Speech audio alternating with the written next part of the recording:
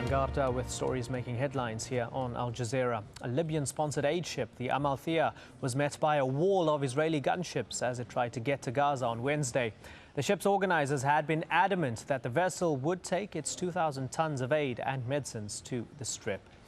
It's been a deadly 24 hours for U.S. forces in Afghanistan. 8 soldiers were killed in 3 separate attacks in the south of the country. So far in July, 45 international troops have died, most of them Americans. India and Pakistan will sit down for talks on Thursday aimed at repairing their rocky relationship. But on the eve of the meeting, a senior Indian government official has accused Pakistani intelligence of orchestrating the 2008 Mumbai attacks. Our correspondent Prerna Suri is in Srinagar. She says the accusation isn't new, but the timing is significant.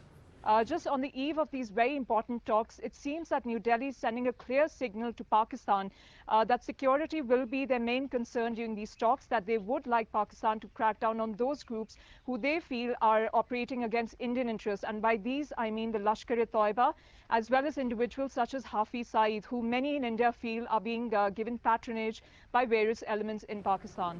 Well, another key issue for both sides is conflict in the Himalayan region of Kashmir. In Muzaffarabad, on Pakistan's side of the border, Kashmiri refugees have been living in makeshift camps for generations. These camps are a maze of poorly made homes built from mostly salvaged goods. Correspondent Kamal Haider says many families there have been split in two by the line of control. Thousands of people who have been displaced by the conflict are now living in refugee camps such as these. Families have been divided for decades, and of course, the expectation here would be that any talk between New Delhi and Islamabad must address their core issue first. European Union regulators have given the all-clear for a merger between British Airways and the Spanish carrier Iberia.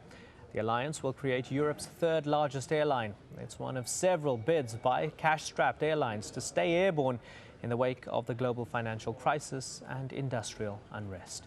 Well, you can find the latest on all those stories and more at aljazeera.net/English.